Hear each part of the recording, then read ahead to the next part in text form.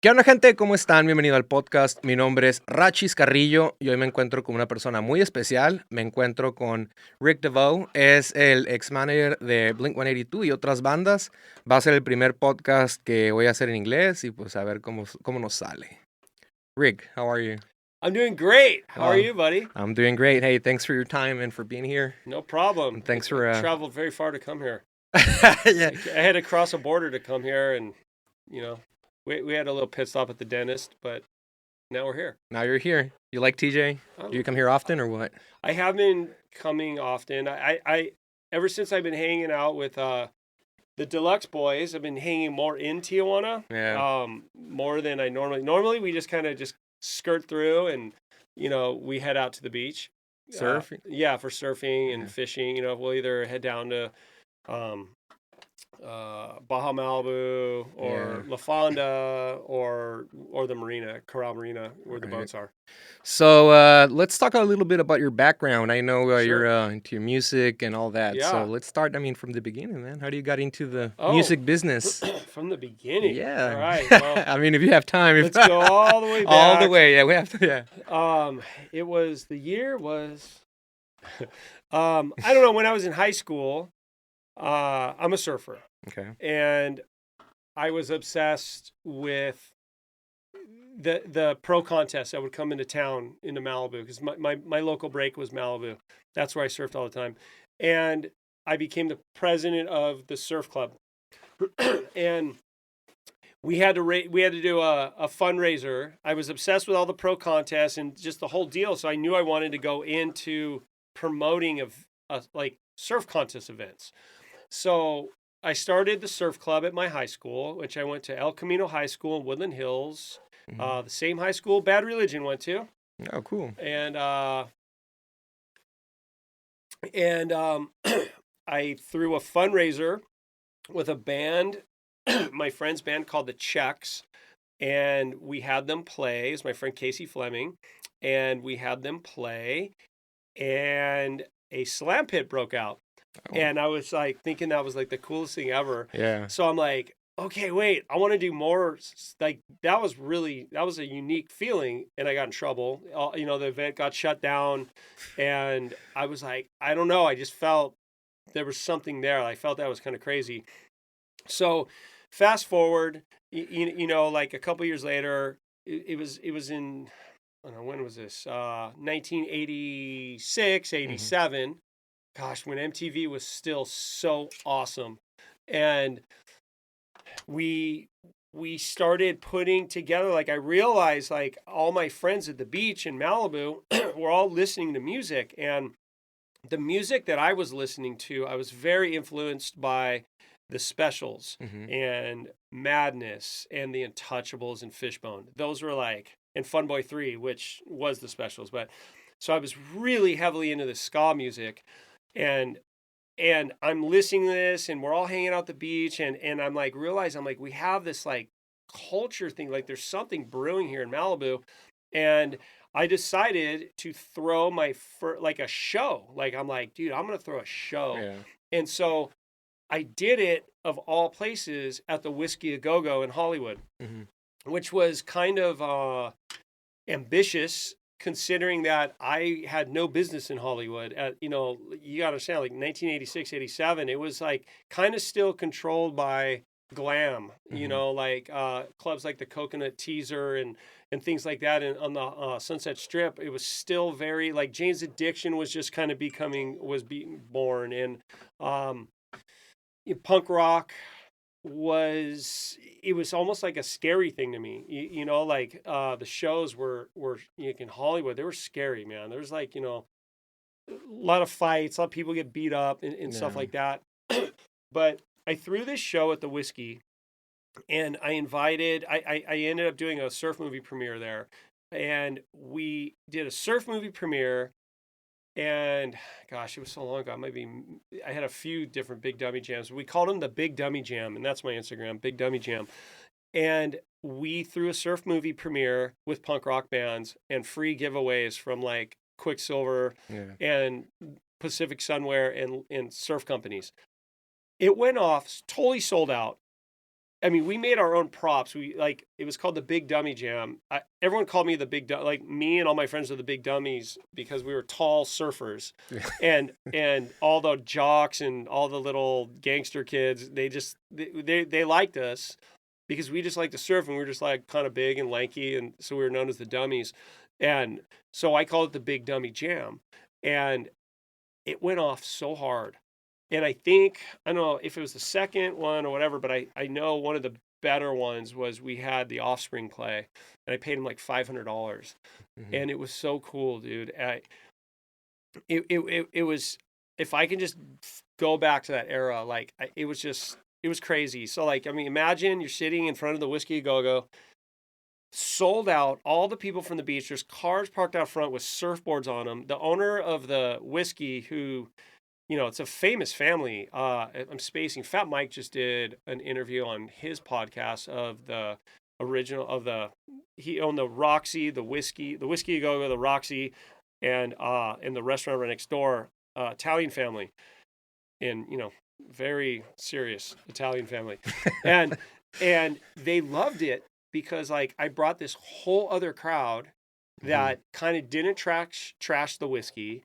And they loved it. So they let me kept coming back and doing shows in Hollywood. And that's where the Big Dummy Jams were born.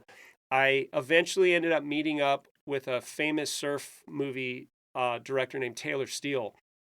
And Taylor Steele put out his first film, Momentum. He basically discovered like Kelly Slater in his movies and Rob Machado. And these are very famous surfers.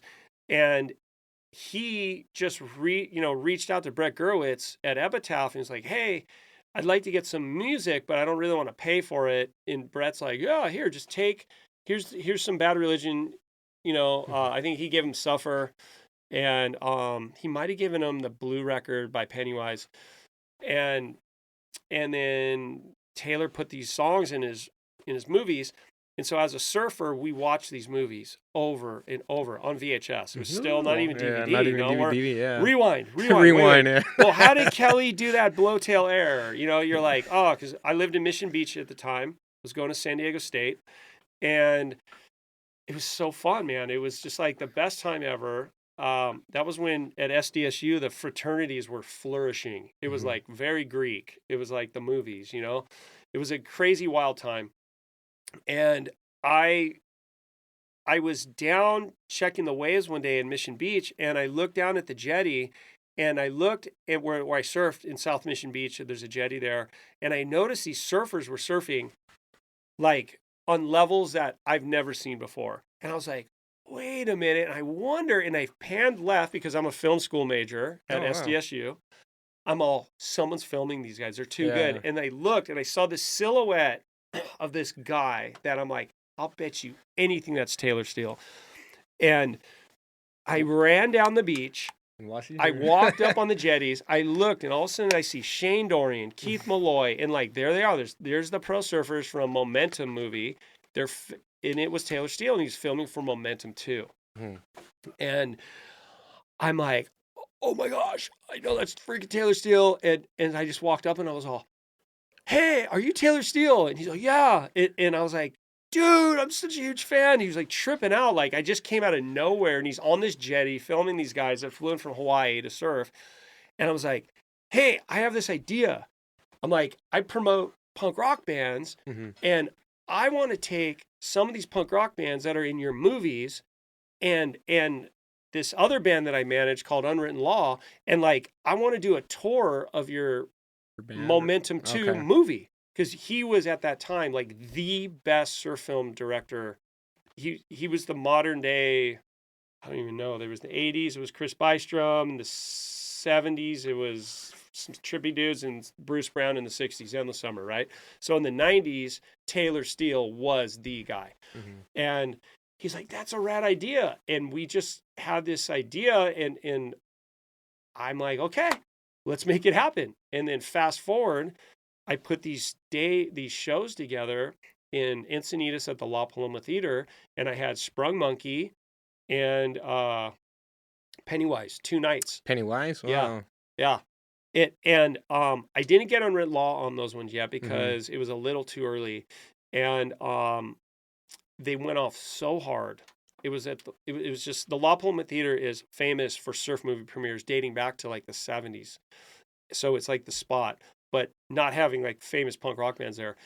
And it went off so hard. So then we knew we had something. So then he started making his next movie, Good Times. So I started managing Unwritten Law. Unwritten Law was the first band I managed. Okay. And then I met this kid. I got hired at Bill Silva Presents. Bill Silva's a huge promoter in San Diego. I'm doing everything from, clubs to the Rolling Stones at the time was called the Jack Murphy Stadium, right? And I get a call from Bill Silva camp, and they're just like, "Hey, man, you're Rick Devoe," and I'm like, "Yeah, what's up?" They're like, "Yeah, well, Bill Silva wants to talk to you because you seem to be promoting all these bands, these surf movies, and all this stuff, and one of the bands I was promoting just happened to be hitting big time. It was called The Offspring." Okay. And they put out a record called Smash, and Noodles and Dexter, I put shows with them in Alaska. Like I did all these shows. So Soma, which is a big club in San Diego, closed down because they lost their lease. So I started getting all the bands, and I would just go and find clubs and promote NoFX and stuff. So I got a call from Bill Silva. They're like, "Dude, you're the guy for The Offspring. They have a huge hit. We want to offer you a job." I'll take it. So I'm like, wait, I get paid now. So I got hired at Bill Silva. And then So I get hired at Bill Silva, and literally like 2 weeks later, I have an assistant now. It's just really weird because like I should have had no business having an assistant. And I remember her name was Tara, and she's like, "Hey Rick, there's this kid in the lobby named Tom, and he wants to come. He wants to talk to you." And I was like, "Yeah, cool. Send him in. Tom from Blink." And I'm like, "Yeah, cool, man." So he walks in, and he's like, "Hey, what's up?" He's 18 years old. 18, yeah. And he just big dummy, goofy, Rick Devoe looking type bro, but taller than me. Tom's like 6'3". He's taller than you? Yeah, he's by an inch or so. And he's like, "Hey, I'm Tom, from Blink, and dude, you do all the best punk rock shows." Because at that time, like I said, I just was in the right place at the right time doing these surf movie premieres. And he's like, "We need a manager, and would you manage us?" And I was like, "Yeah, I heard of you guys." And I go, "So where have you played?" He's all, "Soma, side stage. We can draw like 200 people." I'm like, "Wow, that's pretty sick." And I'm like, "Yeah, you need a manager, huh?" I'm a 3-piece, right? He's all, "Yeah." And I'm like, "Yeah, I'll manage you." Damn. Sight unseen. And so I started managing them along with Unwritten Law. And I met Unwritten Law. To be honest with you, I can't remember how I met Unwritten Law. I was promoting Rancid, I think, in Green Day in Tijuana. Really? Yeah, I used to do a lot of trade show parties when Action Sports Retailer was in San Diego. They're no longer, the trade shows are gone, but for like all the biggest companies, Volcom, Billabong, they'd have these huge booths in San Diego. So I thought it'd be cool to throw a punk rock trade show party at Iguanas. Here in TJ? Yeah, it's no longer. No, it's no longer here, yeah. Yeah, but dude, oh man. How was that? Dude, it was gnarly. Really? Oh yeah. It was so fun though. I did like probably like 4 or 5 shows there. Wow, okay. And so I think Scott Russo saw me there, and that's how I met them. And but yeah, so I built this reputation with Big Dummy Productions that if you got a flyer from Big Dummy Productions, it was like, dude, it was the shit. It was like the best shows, stacked. You had like every band, Sublime, No Doubt, Incubus, like I always had all these bands because they were tiny. They were still baby bands, like, or developing, right? So now I have Unwritten Law and Blink. I go to Taylor Steele and I go, "Hey, I want to take your next movie, Good Times, but I want to go to the East Coast, and I want to go to Hawaii, and I want to go to Australia. You want to do it?" He's like, "Yeah, let's figure it out." And so I built this tour with the help of Andy Summers, which is Pennywise's agent, and it was Pennywise and Blink, 7 Seconds, I think Unwritten Law, and we did these tours. And in our caravan, we had Kelly Slater, And that was when he was dating Pamela Anderson, which she was a playmate for Playboy, and she was on Baywatch. And I mean, dude, imagine cruising around in these vans with these bands, and I had a cell phone that was like the size of a shoebox. And dude, my boss, Bill Silva, like, here's the cell phone, take it. I'm like, wait, what? And I used it to advance all the dates. So I'd call all the promoters. I came back, my cell phone bill was like thousands of dollars. I was like, I didn't know. Like, no one told me. It was like per minute. Huh? Oh, dude. And I'm all, I don't have the money. And if you take it on my paycheck, I'll just quit because I can't afford that. Right. And so he ate it.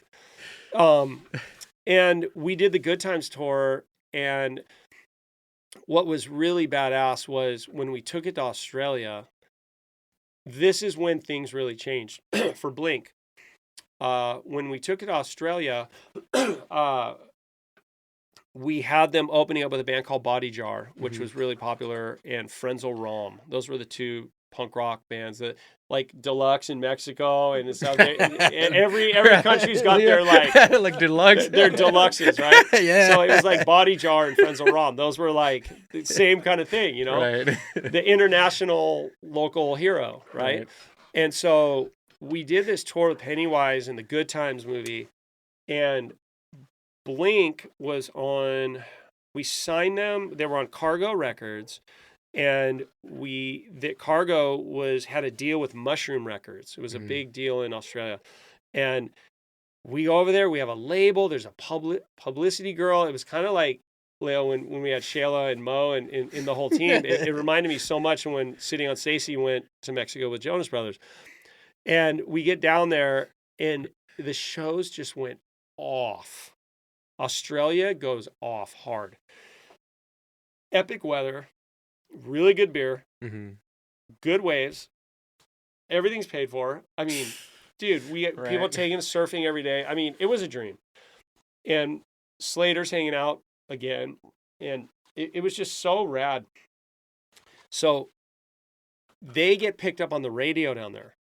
And we did so good on that tour. That was in December. We came back in May and did a headline tour, sold it out, Blink, in clubs.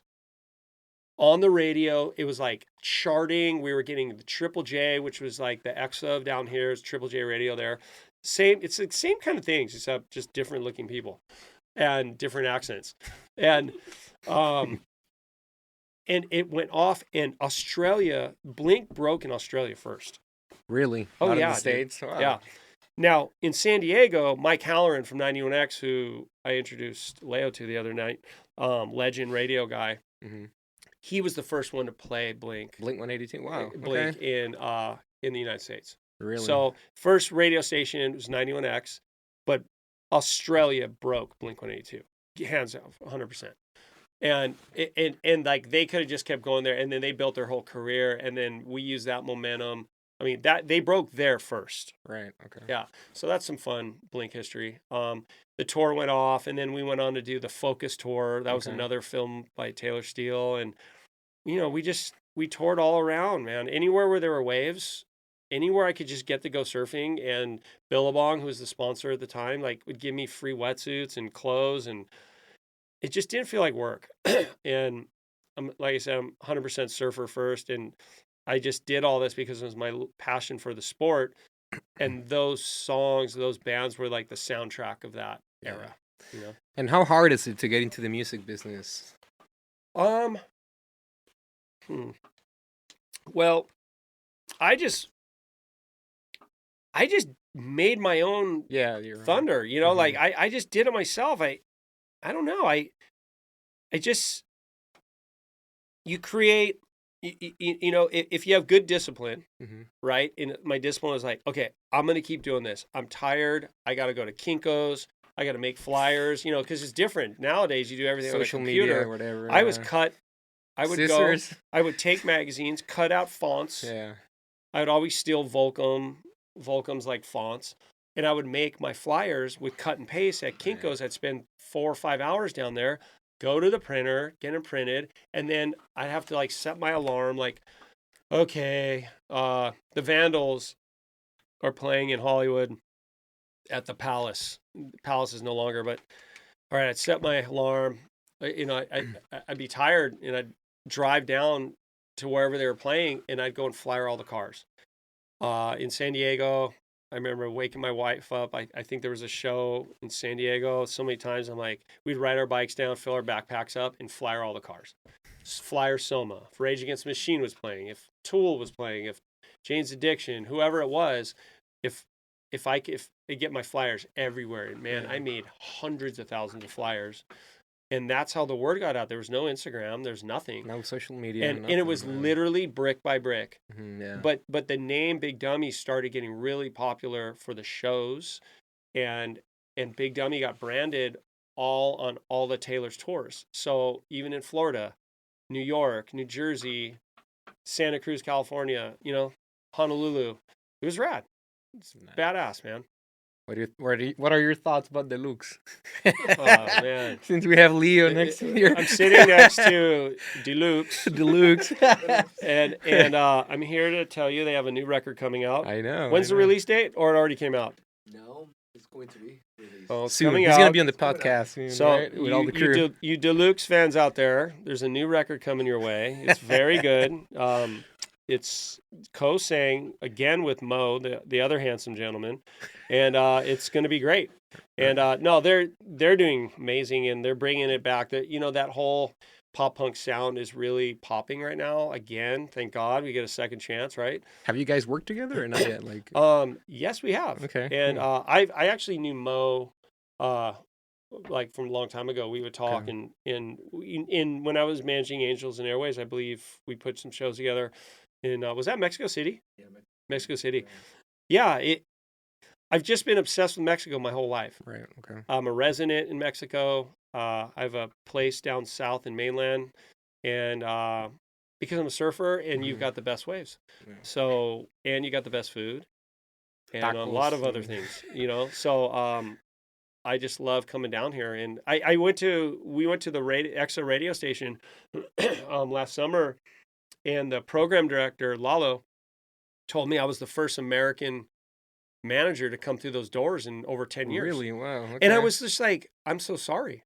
That's not cool. That's not cool, right? So I'm going to try to come as much as I can. Are you still managing any bands right now? Or I am. which Yes, bands? I manage a band called Sitting on Stacy. Okay. And they are signed to Republic. They were discovered by the Jonas Brothers. Wow. And we, with the help of Leo, we played in Tijuana last summer. And then we toured Mexico. We did 2 shows in Mexico City and 2 shows in Monterrey with the Jonas Brothers. Mm-hmm. And Lasso. He's a big pop star. Coolest dude. And he lives in Mexico City. So those were arena shows. They were massive. And we're hoping to come back in May, June of 23 to follow up. I also manage a band called the Aquadolls. Mm-hmm. They have yet to play in Mexico. And I'm really trying to get them to come down soon. And I co-manage them with my partner. He manages Pearl Jam. Oh, wow. And we are playing with the Foo Fighters. And we played Lollapalooza, we played ACL, we played just about everything. We have a new record coming out, and it was produced by the producer of the Goo Goo Dolls. Mm-hmm. It's very good, very go-go-y, modern day go-go's. It's been my dream for the Aqua Dolls. And I forgot to mention with Sitting on Stacy, I got them flying them out. They're going to record with Rome from Sublime. From Sublime, yes. Rome's going to do a bunch of the record along with Joe Jonas. Wow. So I'm really excited about that. And then I have this new band that I'm managing, and it's so funny because it's nothing like any of the things that I'm doing, but it's called the Sully Band. And he's a financial analyst and a news correspondent for KUSI News. Yeah. And he's 62 years old and has this like 10-piece band. And it's just like this big fun band that plays all these like, summertime concert series stuff. So I'm actually talking to Rome about working with Sully and I don't know. I'm in a really good spot. I'm producing some TV shows and my daughter JC has been working with me as tour managing my bands, and we went on tour all last summer with Incubus and Sublime and the Aqua Dolls. Yeah. Did the whole U.S. and she tour managed that, and So Is it hard to manage like a whole tour? I don't know, JC, Wait, is that hard? JC? JC, Is it I hard? don't know, JC, is that hard to tour manage? And it's yeah, she says a lot of work. Right. There's bus tour, Oh, okay. with semis, and it's a different kind of hard. When you're on a bus tour, it's not like being in a van tour, because van tours are like really hard. Really What's hard. the difference? Like, Oh boy. JC, why don't you come here for a second? Come here. we have another mic if she wants to sit there. Yeah. I think this is JC's famous. This is her Time to shine. time to shine. It would be cool to get it from her perspective, because I Right, bailed yeah. the tour to go on tour with Sitting on Stacy in Right. Mexico. But she did the whole tour with Incubus and Sublime, and that'll be a fun thing to talk about. Since you were a tour manager and you just got off this massive tour, it was all summer in sheds, 25,000 cap sheds, and I don't know, what was it like tour managing? Well, I mean, I would say Just get like, closer to the mic. oh, here we go. I would say starting off like before we headed out on the tour, it was just a lot of prep work, Okay. and I really just, I'm very tedious with all the stuff I do, so I like to have every little detail ready to go and study it before, so whenever the band asks any questions, I always have the answer before they even ask it. That was something I learned from you. Yeah. So that Yep. that's definitely like my prep work. But yeah, I mean, it's just a lot of long days, but if you're prepared, it's pretty simple, and it's kind of like adult babysitting in a way, because you're just kind of like making sure everybody's in the right spot at the right time. And They were strict. Like,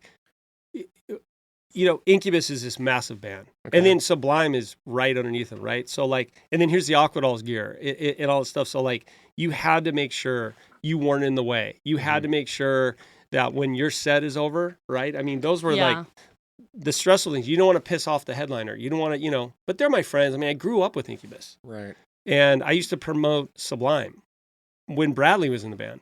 So it was family, and they took such good care of us. But you had to. yeah, their whole crew was amazing, and we were able to learn so much from them, and they taught us so many little things that I hadn't known before. So it was a really great experience. But yeah, we definitely learned to keep our stuff tight and together, and just always be out of the way and ready to go. So how'd you like that compared to from a van tour to a bus tour? Well, I got to eat and sleep.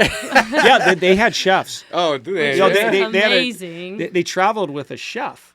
Yeah, and they had a full like catering crew, which is very different than our van tours. Our van tours are, Taco Bell, yeah.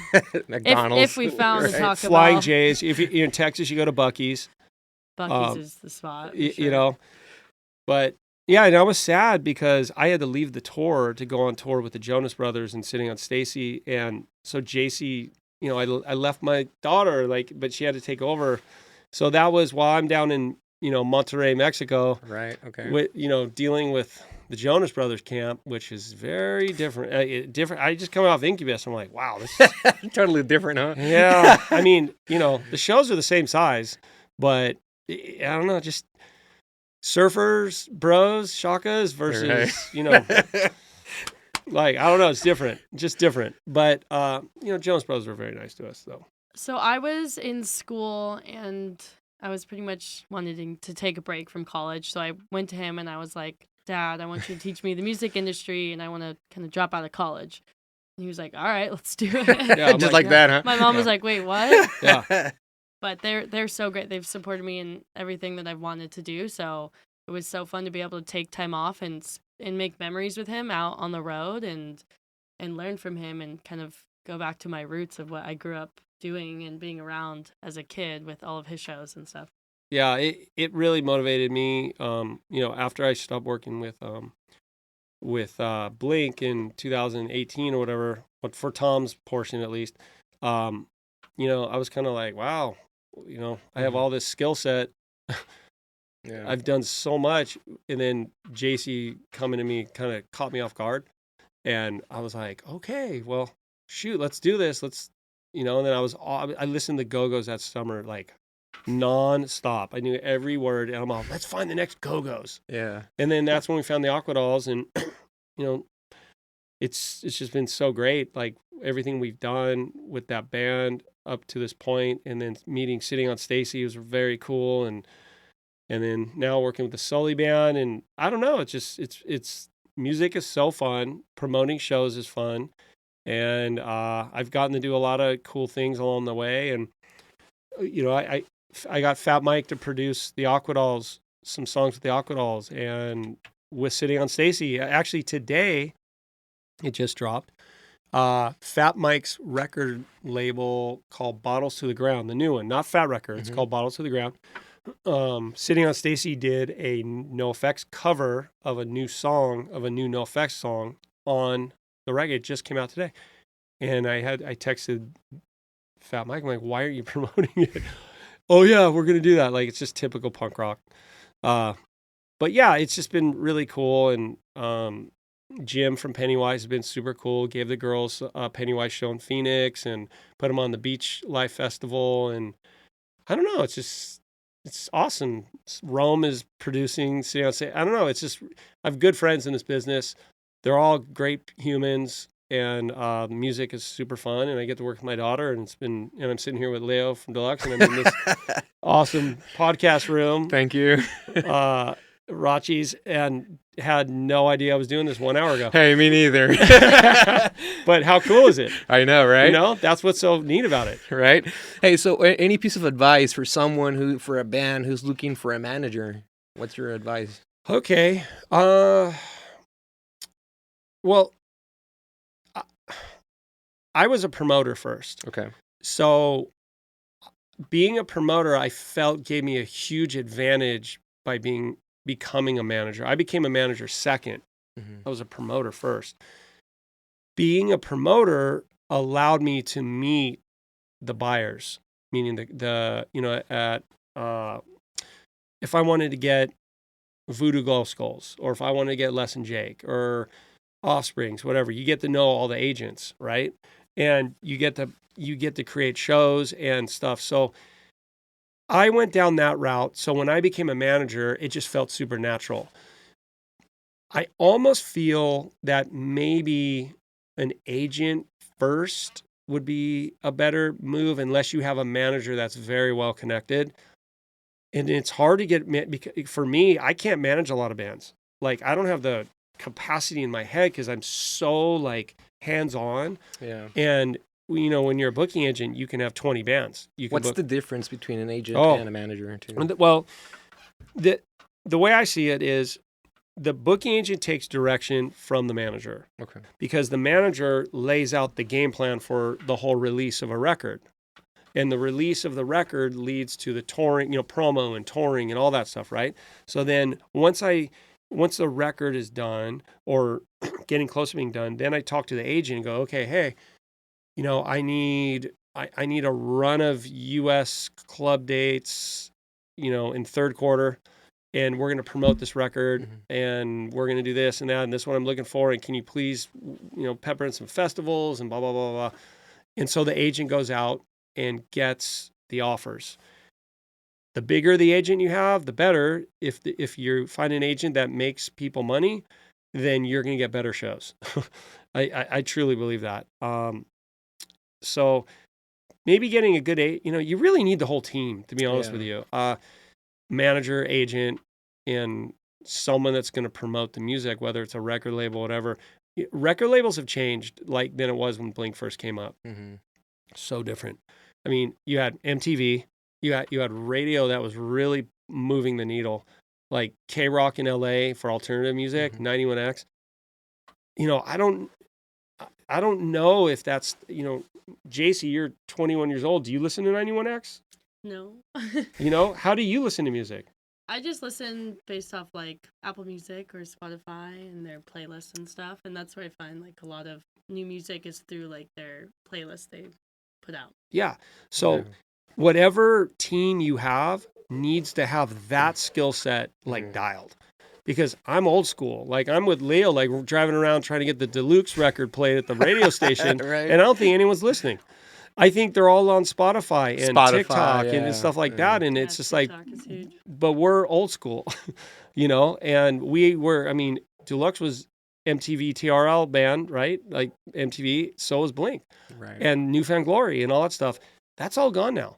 MTV's there, but it's just really a network. Yeah, No, network. they're a network Okay. for content for reality television. Not like back in the day No, playing music videos no. and all that. But that's right? one thing that I'm going to work on with Sully with his television stuff is I'm like, I want to recreate TRL. And we've been talking about it. And, I don't know if it's going to work or not, but the point is like, you really need to know the social media stuff. I would not bank on that 1,000%. You really still have to go do the work. I mean, yeah, are there some bands and some artists that blow up, on TikTok? Well, they're TikTok famous, but what I'm learning, they might be TikTok famous, but it's not translating into ticket sales. So you really have to do the work. You have to go play the shows. That's why I was so excited for City on Stacy to come to Tijuana. So excited to, we had a show in Guadalajara with Jonas Brothers and they canceled it. We were so bummed, because you got to get out there, you got to play the shows. And then in the US, man, you got to go out for 6 weeks. Aquadolls are about to announce a big US tour that routes in and out of festivals. And it's hard work.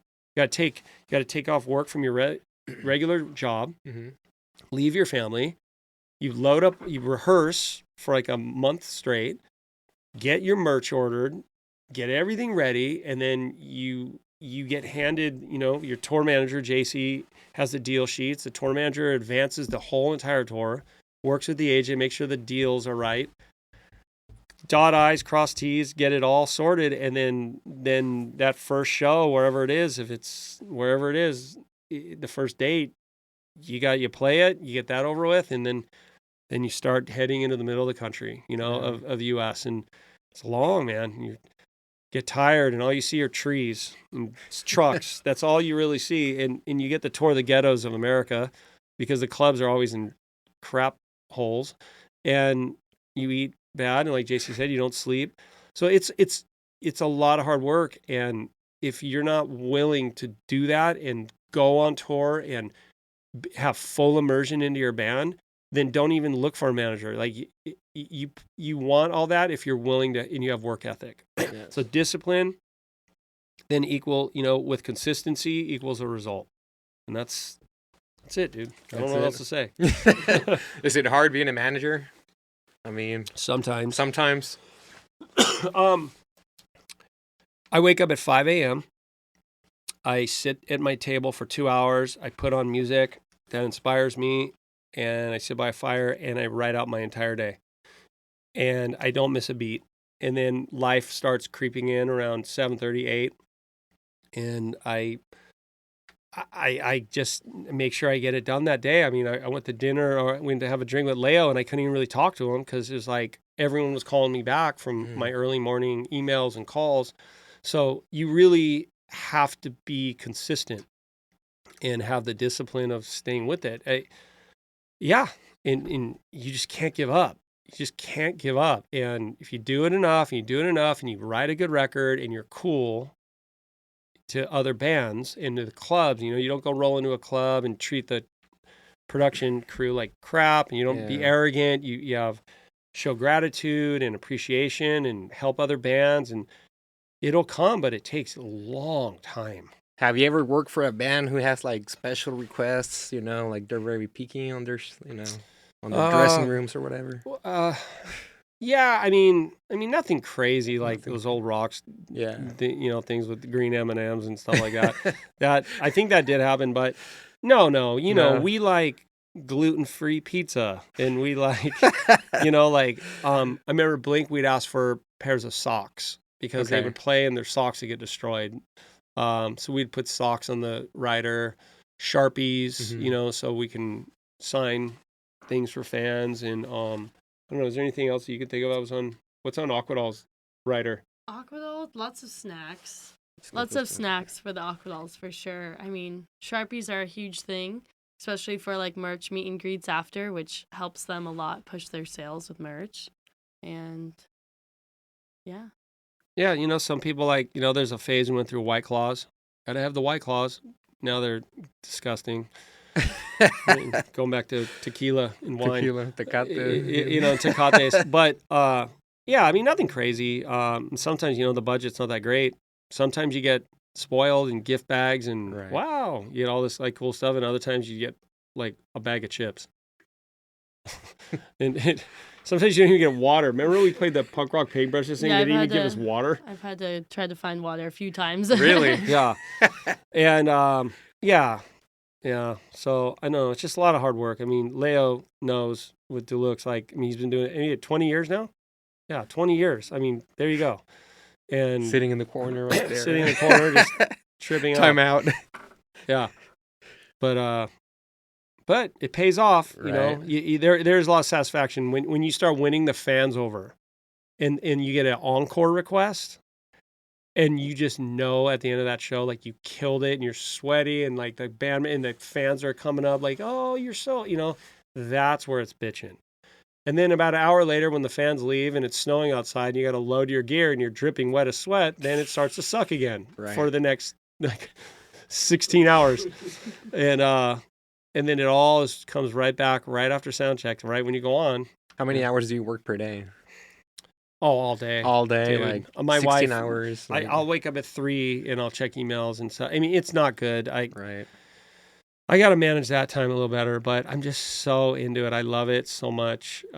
It's like a game to me that I don't know. It's fun being a manager. I don't know. I've been told I'm a different kind of manager in a good way. Like I've been told that I care a lot about my artists and, you know, things like that. So that makes me happy, you know? Mm-hmm. Yeah. So my best compliment I ever got was Kevin Lyman who created the Warped Tour told me that he said he built the whole Warped Tour based off of my surf movie premieres. All right. And that was a huge compliment, you know? And I talked to Kevin this morning. So, I mean, we're still good friends. He's going to come on one of the shows I produce, and we're going to talk about the Warped Tour and a couple little things I got brewing with him. So, yeah. Rick, well, thank you very much for your time, my man. Thank you. It was Anything so fun. else you want to add to the podcast before we end Yeah, it? And this is what part of Mexico is going down to? Everything, all part of Mexico. All part of Mexico. TJ and everything. All right. So listen up, Tijuana fans. We have a few records I'm going to promote here. One, Deluxe, new record. What's the name of the record? We don't have a name. Oh, well, fans, you need to... Coming soon. You need to tell Rachis here what the record name should be for Deluxe's new record. It should be a contest. Come on, wake up, Leo. Let's get moving here. Right? I don't know, man. Yeah, it can be fun, right? Yeah. 20 years, like maybe let the fans decide. That's a good idea. That's a good idea, right? And we promote it right here. Rachis do a promo, maybe like, you know, I don't know, like let's do it. But they got a new record coming out. The Aqua Dolls have a new record coming out, and it's called Charmed, and I'm very excited about it. That's gonna come out in June.